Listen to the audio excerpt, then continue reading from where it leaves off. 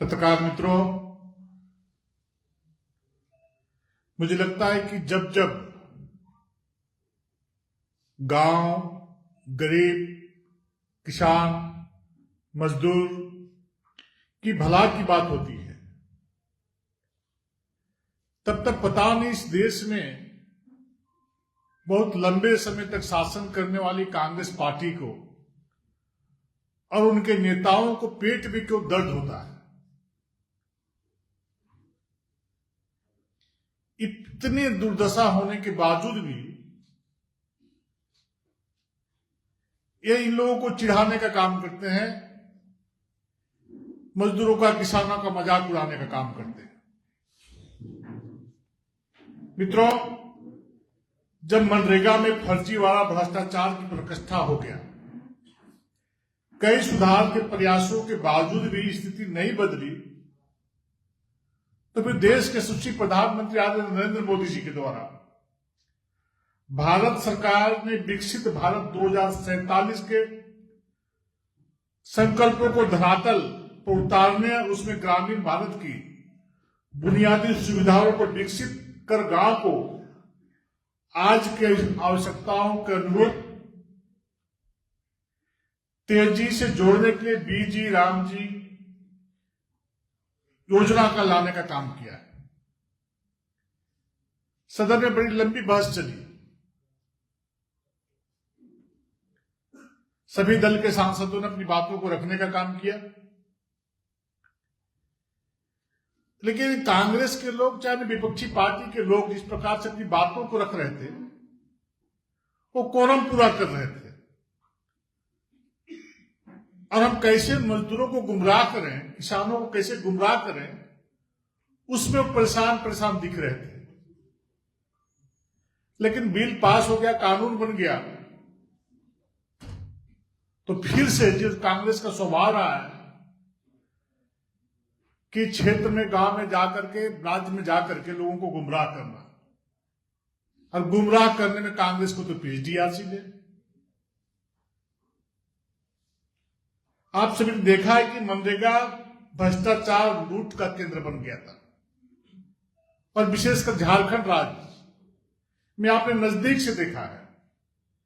झारखंड में तो लूट का मिसाल कायम हो गया। आपके बगल के जिला खूंटी में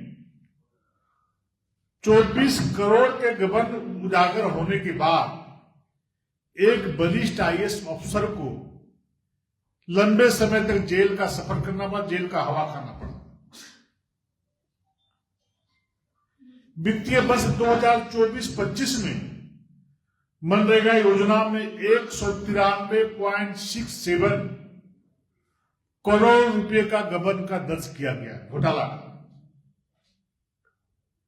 इसी प्रकार वित्तीय वर्ष 2025-26 में पश्चिम बंगाल के 19 जिलों से 23 राज्यों की निगरानी में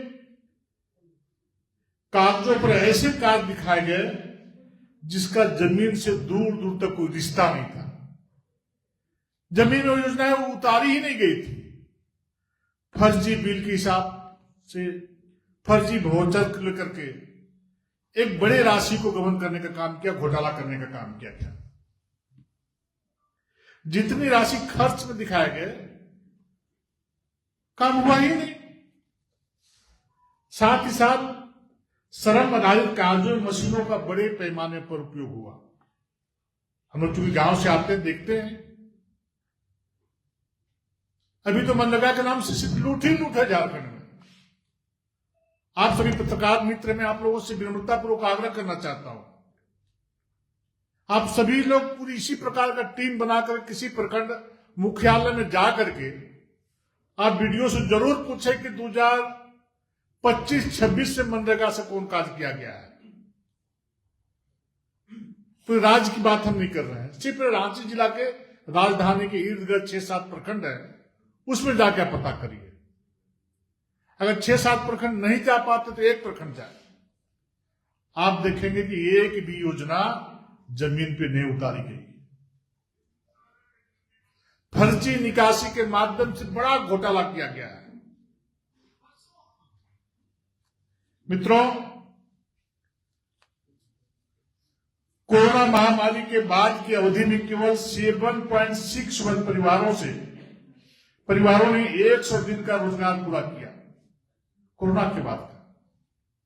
और मोदी सरकार ने भ्रष्टाचार रोकने की दिशा में 11 वर्षों में बहुत सारे प्रयास किए गए, उपाय किए गए, जिसके कुछ सकारात्मक परिणाम भी निकले। महिलाओं की भागीदारी बढ़ी, सक्रिय श्रमिकों की संख्या 12.11 करोड़ पहुंच गई मोदी जी के प्रयास से। 99% तक ई भुगतान के बावजूद भी डिजिटल उपस्थिति दर्ज नहीं की गई।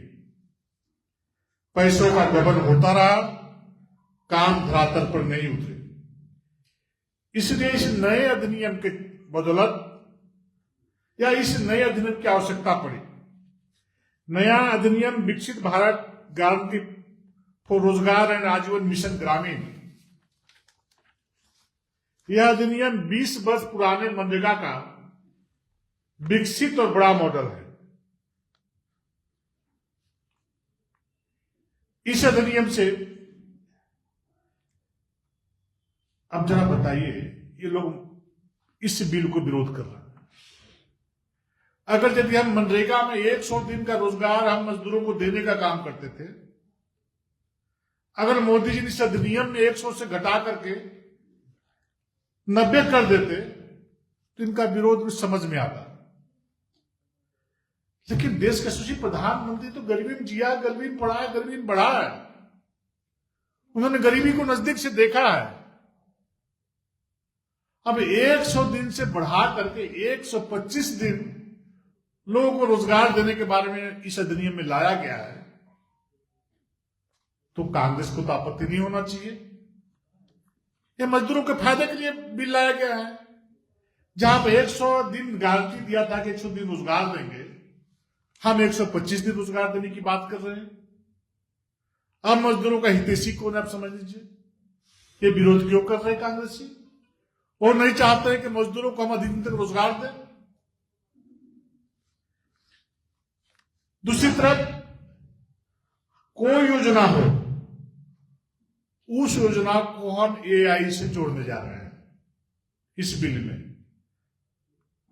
यदि एआई से कोई योजना जुड़ जाएगा तो देश के किसी भी कोने में रह करके एआई में सर्च करके उस योजना की धरातल की स्थिति को आप जान सकते हैं। क्या ये गलत है? हम हर मनरेगा की योजना जब जी राम जी के नाम से जाना जाएगा, उसको हम जियो टैग करने जा रहे हैं। जियो टैग कर रहे हैं तो हम कहीं भी किसी भी समय हम वास्तविक स्थिति के पता लगा सकते हैं। क्या ये गलत है? उसी प्रकार केंद्र में और राज्य में निगरानी समिति की व्यवस्था की जा रही है ताकि उन योजनाओं पर पैनी निगाह रहे।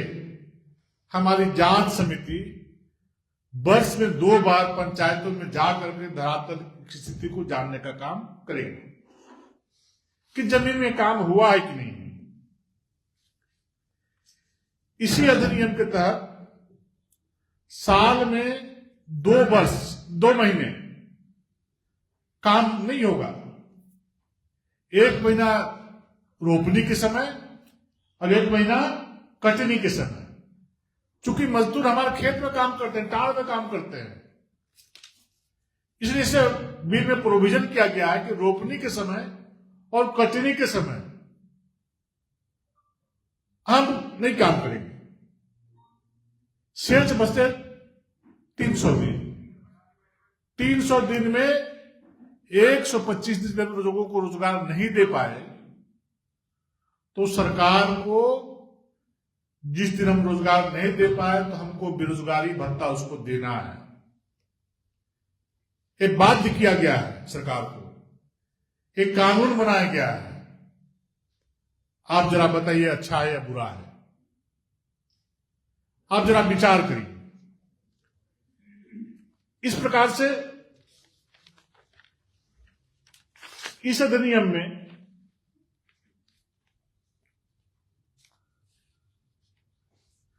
केंद्र सरकार और राज्य सरकार का 60-40 का रेशियो होगा। 60% केंद्र सरकार देगी, 40% आपको देना है, राज्य को देना है। लेकिन कांग्रेस पार्टी को तो जो लूट की छूट मिली हुई थी, उनको भारी परेशानी हो रही है, बहुत दिक्कत हो रही है।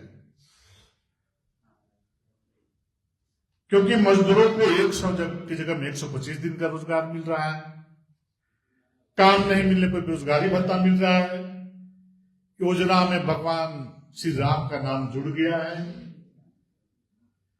स्पष्ट है कि कांग्रेस अपनी पुरानी आदतों से बाज नहीं आना चाहती है, उबरना नहीं चाहती है। कांग्रेस को भ्रष्टाचार, लूट पसंद है। आप जब 2014 से 2004 की स्थिति को देखिए और 2014 से लेकर 2025 तक का स्थिति को देखिए, क्या हालत देश का बना के रखा था साहब। 2014 से 19 का स्थिति राज्य का देखिए आप, और 2019 से 26 के बीच राज्य की स्थिति को देखिए, आपको पता चल जाएगा कि इन लोगों के स्वभाव में क्या शामिल है, ये चाहते क्या है। इसलिए सरकार, नरेंद्र मोदी जी, गांव, गरीब, किसान, मजदूर का भला किसी भी कीमत पर, किसी भी के दबाव में आकर रोकने वाले नहीं है। वो गरीब परिवार से निकले व्यक्ति हैं।